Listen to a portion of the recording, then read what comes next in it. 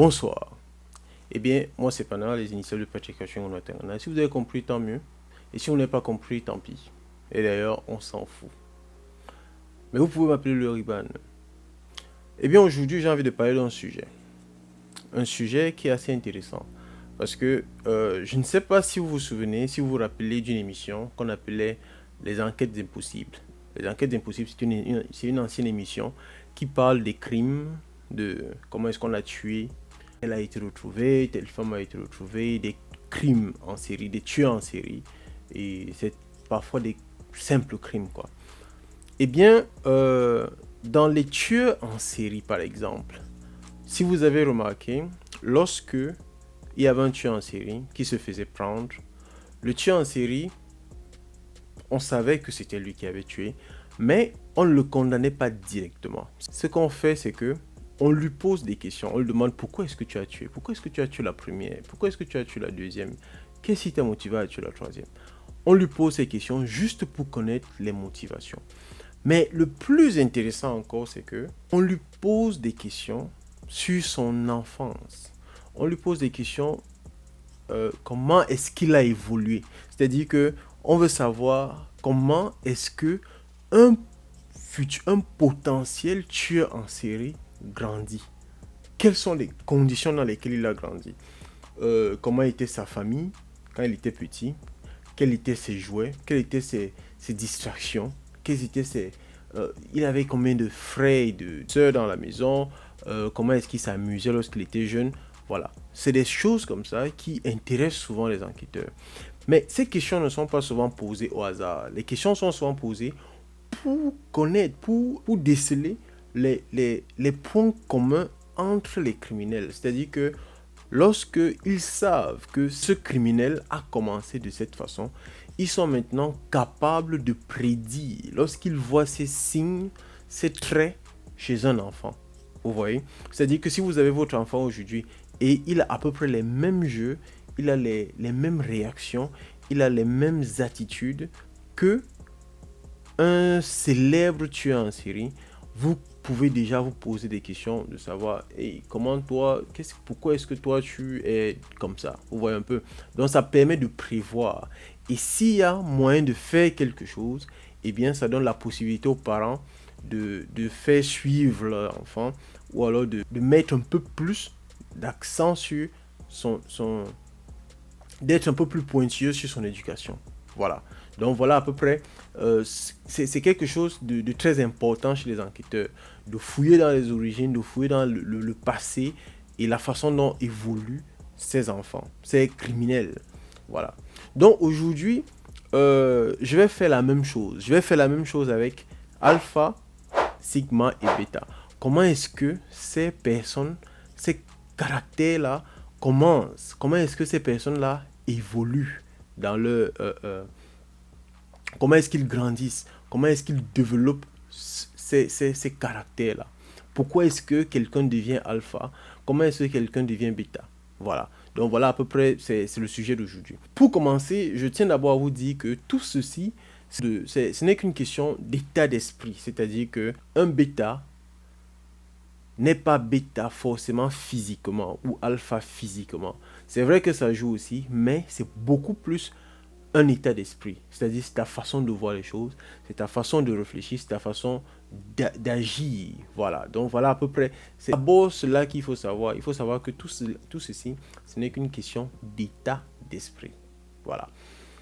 Pour rentrer dans le sujet, comment est-ce que on commence? Comment est-ce que ces personnes-là commencent? Je tiens aussi à dire que si vous connaissez la citation qui dit tout le monde naît bon, tous les hommes naissent bons, mais c'est la société qui les corrompt. Un truc comme ça.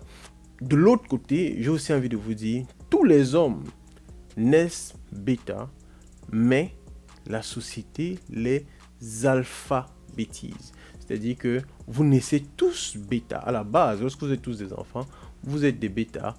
Et puis, à un moment donné, vous vous séparez. Il y a certains qui continuent d'être des bêta et d'autres qui choisissent, qui deviennent des alpha et sigma.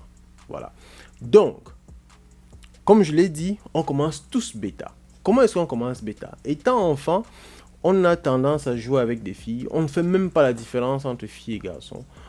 Dans l'enfance, on joue avec les filles. Parfois même, lorsqu'on se fait tabasser par une fille, on court, on pleure, on va voir un grand frère, une grande soeur, un tonton, une tata. Viens me venger, des trucs comme ça. Donc, à la base, on a d'abord cet esprit bêta. Cet esprit de... Et on a besoin de secours, on a besoin de quelqu'un qui nous tienne la main. On a même parfois besoin de quelqu'un qui va nous venger si on a un problème. Voilà. Donc, à la base, ça c'est une attitude complètement bêta. Et puis maintenant, dans l'adolescence, qui est la deuxième partie, le garçon les choses commencent à changer. Le garçon commence à évoluer physiquement et intellectuellement. C'est-à-dire qu'il commence à se former une sorte de différence entre le jeune garçon et la jeune fille. Le jeune garçon commence à évoluer physiquement et intellectuellement. Quand je dis physiquement, c'est quoi? C'est-à-dire que le jeune gars, il commence à prendre du muscle, il commence à prendre de la grosse voix. Et puis, avec ses atouts, il commence à comprendre que il ne va plus vraiment beaucoup jouer avec les filles, il ne va plus se battre avec les filles, parce qu'il comprend qu'il est de loin, il est plus fort et qu'il ne va plus se battre. S'il se bat, il sait que le combat est déséquilibré. Donc, il se met à voir la jeune fille comme un être qu'il faut protéger, un être qu'il faut cajoler, dorloter. Bref, il faut être gentil avec, quoi. Donc, ça, c'est le côté physique. Maintenant, intellectuellement, le garçon, je ne vais pas dire que la jeune fille est stupide, mais je vais dire, intellectuellement, le garçon aussi, il se met à évoluer. Il évolue parce que, directement, qu'est-ce qui se passe? Le jeune garçon comprend que les jeunes filles, de son âge, bien sûr, commencent à lui demander de temps en temps de faire le devoir. C'est-à-dire que, est-ce que tu peux m'aider à faire ce devoir? La question B dans le test, là, est-ce que tu peux m'aider à répondre à la question B? Est-ce que... Donc, du coup, le gars voit des traits d'un alpha, c'est-à-dire de quelqu'un qui a évolué, mais il les utilise comme un bêta. Vous voyez un peu. Donc, il les utilise au service de la fille. Voilà. Donc, c'est comme ça que, intellectuellement et physiquement, il commence à avoir un certain écart. Et dans cet écart, la fille aussi, elle comprend, elle commence à connaître et comprendre son pouvoir de séduction. C'est-à-dire que elle comprend que grâce à son physique, rien qu'à sa façon d'être, elle peut obtenir tout ce qu'elle veut. Tout ce qu'elle veut de manière naturelle, de manière simple. Il suffit juste de sourire un peu. Et puis le gars en face, le jeune garçon en face, va juste obéir, va juste faire ce qu'elle veut, va protéger, et aussi va l'aider à l'école, quoi. Et bien dans la troisième étape, qui est le début de l'âge adulte, c'est-à-dire on va mettre ça entre 20 et 25 ans, c'est à ce moment-là que les bêtas vont choisir de rester des bêtas, parce que comme on l'a dit, on est tous bêtas à la base. Et les alpha et sigma vont décider de se frayer leur propre chemin. Parce que, vous savez, lorsque j'étais très petit par exemple, on avait des seaux. Je me dis que peut-être que vous aussi vous avez vécu cela. On avait des seaux de 10 litres, des seaux de 5 litres, 15, 20. Lorsque j'étais à la tranche des seaux de 10 litres, ça signifie quoi? Ça signifie lorsqu'on va puiser de l'eau, c'est moi qui portais toujours le seau de 10 litres. Mes petites sœurs devaient porter les seaux de 5 litres. La grande sœur, elle portait le seau de 15 litres. Lorsque je portais le seau de 10 litres, à ce moment-là, dans mes 10 ans, je vais dire 10 ans, entre peut-être 7 et 10 ans, je portais le seau de 10 litres avec beaucoup de peine. Et puis, à un moment donné, plus le temps passait, plus le seau de 10 litres devenait de plus en plus léger. Tu vois un peu? Le seau de 10 litres devenait de plus en plus léger à un moment. Et à un moment, tu te dis, mais du seau de 10 litres là, c'est toujours 10 litres. Et puis, tu te retrouves à porter le seau de 15 litres. Et à un moment, tu portes les deux seaux de 10 litres. Plus le temps passe, plus tu te dis, mais le seau-ci, est-ce que c'est vraiment le seau de 10 litres? Voilà. Et c'est pareil. Pareil pour les maisons, par exemple. Si tu as habité dans la même maison, si tu as grandi dans la même maison, si tu as fait à peu près 5 ans à 10 ans dans une maison, tu vas comprendre ce que je veux dire. C'est-à-dire que plus le temps passe, plus tu grandis, plus tu as l'impression que la maison devient petite. Voilà. Tu as l'impression que mais, la chambre, j'ai l'impression elle a rétréci. Alors qu'en fait, non, c'est toi qui as grandi. Et c'est la même chose. Parce que le bêta, lui, il met les femmes sur un piédestal et les abandonne là-bas. Tandis que l'alpha et le sigma, qui avaient mis aussi la femme sur un piédestal, il va grandir et va la retrouver à ce niveau-là. Et à un moment, il va se dire, mais j'ai donné tellement de valeur à cette femme que j'ai l'impression que elle utilise cette faiblesse-là contre moi, en fait. Parce qu'il se rend compte que elle aussi, elle a développé un sens de manipulation. C'est très avancé, quoi. Elle a un sens aigu de la manipulation. Elle est capable d'avoir tout ce qu'elle veut. Si elle sourit, tu cèdes. Si elle se fâche, tu cèdes. Si elle est triste, tu cèdes. Si elle met une mini-jupe, tu cèdes. Si elle te touche, tu cèdes. Bref, tout ce qu'elle va faire, elle va sortir gagnante.